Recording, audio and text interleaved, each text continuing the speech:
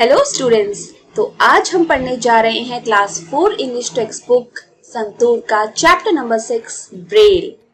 अभी ब्रेल क्या है इसके बारे में हम इस चैप्टर में समझेंगे जब हम इसको रीड करेंगे। So let's start. Long ago in France, a little boy named Louis Braille was playing outside his home. बहुत समय पहले की बात है, फ्रांस में एक छोटा सा लड़का था जिसका नाम था लुई ब्रेल। अब इसको हम लुई प्रोनाउंस करेंगे, ठीक है, लुइस नहीं प्रोनाउंस करेंगे, okay, S is silent over here. तो ये है लुई ब्रेल। लुई ब्रेल नाम का एक छोटा सा बच्चा था जो अपने घर के बाहर खेल रहा था। आउटसाइड का मतलब होता है बाहर। Okay, he was 3 years old. वो कितने साल का था? वो 3 साल का था उस time. His father, a blacksmith, was working nearby.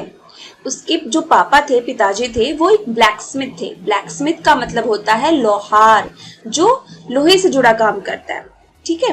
तो उसके पिताजी जो थे वो एक ब्लैकस्मिथ थे और वो उसके पास ही काम कर रहे थे।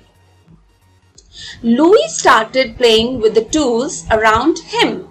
लुई भी उसके पास जो पड़े थे औजार, टूल्स का मतलब होता है औजार, उनके साथ खेलने लग गया। आप देख सकते हैं ये लुई का जो है, लुई ब्रेल के फादर है एंड ये है लुई ब्रेल, है ना, ये लुई ब्रेल है।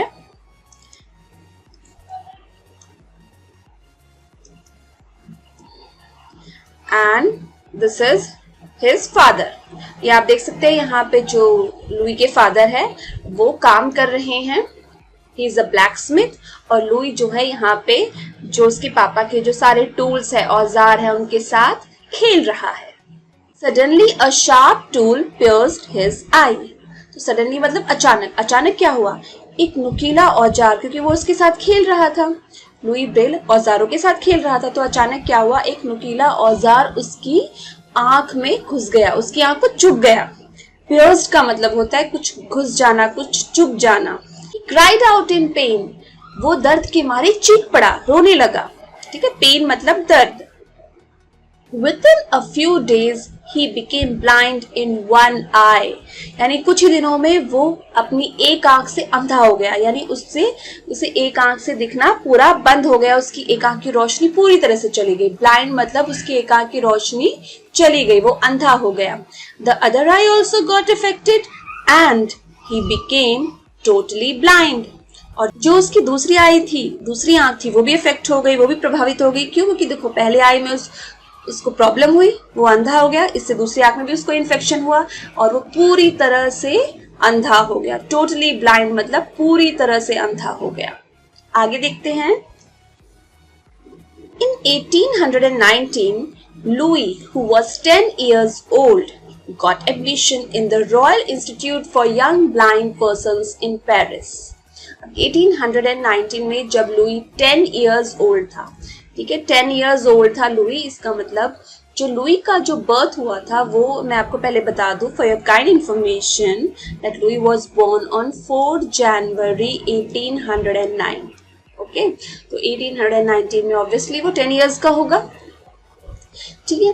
तो लुई जब 10 साल का था उसे पेरिस के royal institute for young blind persons में उसे दाखिला मिला, एडमिशन मिला। He learned letters by using wood, cloth और pins arranged in pin cushions. तो वहां उसने कैसे सीखा लेटर्स को? क्योंकि वो तो ब्लाइंड था, वो देख नहीं सकता था, तो उसने वुड यानी लकड़ी की हेल्प से, क्लोथ यानी कपड़े की हेल्प से और पिंस, ठीक है, इन तीनों की हेल्प से क्या किया उसने? लेटर्स को पहचानना सीखा। पिंस जो कैसे अरेंज थे? जो पिन कुशन होता है यानी एक सॉफ्ट कपड़ा जैसा होता है जिसमें पिंस अरेंज्ड होती है, पिंस जो है अरेंज्ड होती है, इसको टच करके उसने लेटर्स को पहचानना सीखा, अक्षरों को पहचानना सीखा। Around this time, an army man named Captain Charles Barbier de la Serre had invented something called typewriting. यानी इसी दौरान उसकी मुलाकात किससे हुई? एक आर्मी मैन से हुई जिसका नाम था कैप्टन चार्ल्स बार्बियर डे ला सेरे, जिन्होंने क्या इन्वेंट किया था? इन्वेंट मतलब आविष्कार, खोज किया था। एक नाइट राइटिंग की खोज की थी। ओके, अब देखते हैं क्या था ये। It was an alphabet of raised dots and dashes that soldiers could read with their fingers in the dark. तो ये नाइट राइटिंग क्या थी? ये उभरे हुए बिंदु, रेज्ड मतलब उभरे, डॉट्स मतलब बिंदु, ठीक है, तो उभरे हुए बिंदु और डैशेस मतलब रेखा, ओके, लाइंस, उभरे हुए बिंदु और उभरे हुए रेखाएं जो थी उसकी एक अल्फाबेट थी, यानी एक अक्षरमाला, ओके, अल्फाबेट था जिसे सैनिक जो है, सोल्जर्स का मतलब होता है सैनिक, सैनिक क्या करते थे, अंधेरे में अपनी उंगलियों से पढ़ सकते थे, ठीक है।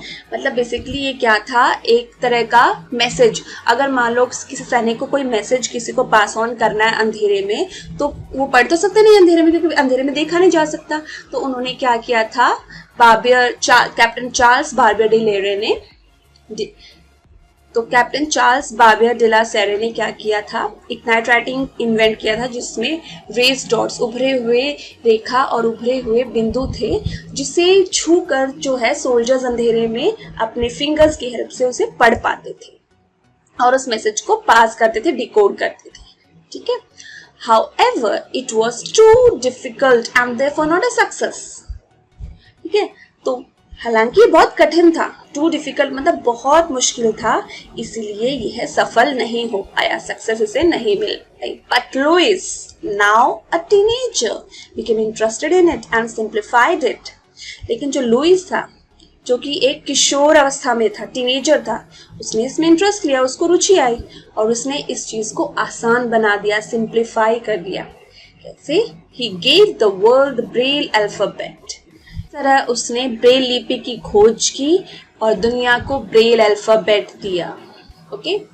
तो इसका जो इन्वेंट किया था ब्रेल लिपि का, वो लुई ब्रेल ने किया था, ठीक है।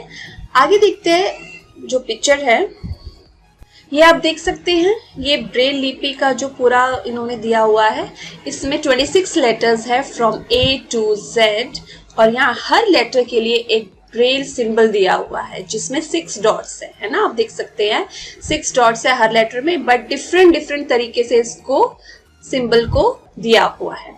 तो इसी तरह से इसको छू के ही जो है, जो ब्लाइंड पर्सन है, जो देख नहीं सकते थे, दृष्टिहीन व्यक्ति हैं, वो इसे आराम से छू के इसे पढ़ सकते थे। Thus a blind person taught the world to see. तो इस तरह से एक अंधे व्यक्ति ने दुनिया को देखना सिखाया, taught मतलब सिखाया and world means दुनिया, ठीक है। तो इस तरह से एक अंधे व्यक्ति ने दुनिया को देखना सिखाया। Now Braille is a method of reading through touch. Braille कैसा मेथड है? Braille एक ऐसी पद्धति है, एक ऐसा मेथड, एक ऐसा तरीका है पढ़ने का जिसे हम छू कर, टच मतलब छू कर उसे पढ़ सकते हैं। As you can see in the figure, there is one Braille symbol for each of the 26 symbols, letters of the English alphabet. इसे आप देख सकते हैं ना, यहाँ पे भी ये लड़का पढ़ रहा है, इसलिए जैसे he is a blind, वो देख नहीं सकता, तो उसने छूकर वो उन चीजों को पढ़ रहा है। मैंने जैसे आपको अभी एक्सप्लेन किया ऊपर वाली फिगर में कि 26 लेटर्स होते हैं, हर लेटर का एक पर्टिकुलर सिंबल होता है जिसमें से हर सिंबल में 6 डॉट्स होते हैं, रेक्टेंगुलर शेप में वो रहते हैं। तो इसी की हेल्प से जो है ब्लाइंड पर्सन पढ़ सकता है। But Braille requires more space. This is because the letters cannot be written too close together. लेकिन जो ब्रेल लिपि है, ब्रेल सिस्टम जो है, उसको ज्यादा स्पेस की जरूरत होती है, ज्यादा जगह की जरूरत होती है। क्यों जरूरत होती है ब्रेल लिपि को ज्यादा स्पेस की? जो ब्रेल की बुक्स होती है, क्योंकि देखो एक तो ये लेटर्स होते हैं, अगर A B C D सारे लेटर्स सिर्फ अगर हम लिखे तो बुक के सिर्फ इस पार्ट तक आ जाएंगे, लेकिन अगर हम इन लेटर्स को सिंबल से रिप्रेजेंट कर रहे हैं, इन सारे सिंबल्स से, तो ये ज्यादा स्पेस रिक्वायर्ड करेंगे, है ना। देखो सारे लेटर्स को अगर हम डॉट से रिप्रेजेंट कर रहे हैं, ब्रेल सिस्टम से रिप्रेजेंट कर रहे हैं, तो ये इट रिक्वायर्स मोर स्पेस, ज्यादा स्पेस की जरूरत होती है। So this is because the letters cannot be written too close together. इसीलिए जो अक्षरों को, इन लेटर्स को बहुत पास नहीं लिखा जा सकता। Since Braille requires more space, a Braille book is thicker than a regular printed book. क्योंकि ब्रेल को ज्यादा स्पेस की जरूरत होती है, रिक्वायर्स मतलब जरूरत होती है, इसलिए जो एक ब्रेल की बुक होती है, ब्रेल में लिखी गई बुक होती है, वो ज्यादा मोटी होती है एज कंपेयर टू नॉर्मल छपी हुई बुक से, नॉर्मल प्रिंटेड बुक से। ठीक है, तो Braille is not just for people with blindness, even people with sight can learn Braille too. यानी ब्रेल सिर्फ उन्हीं लोगों के लिए नहीं है जो देख नहीं सकते, जो अंधे हैं, बल्कि पीपल विद साइट यानी जिनको दिखता है वो भी ब्रेल को लर्न कर सकते हैं, पढ़ सकते हैं, समझ सकते हैं। Then they can write small poems and stories in Braille. ठीक है, तो नॉर्मल पीपल भी ब्रेल को समझ सकते हैं, सीख सकते हैं, फिर उसके बाद वो छोटी छोटी पोएम्स और कहानियां ब्रेल लिपि में, ब्रेल सिंबल्स में लिख सकते हैं। तो आपको ये कहानी, ये स्टोरी, ये चैप्टर कैसा लगा, प्लीज कमेंट बॉक्स में बताइएगा। And stay tuned for more educational videos.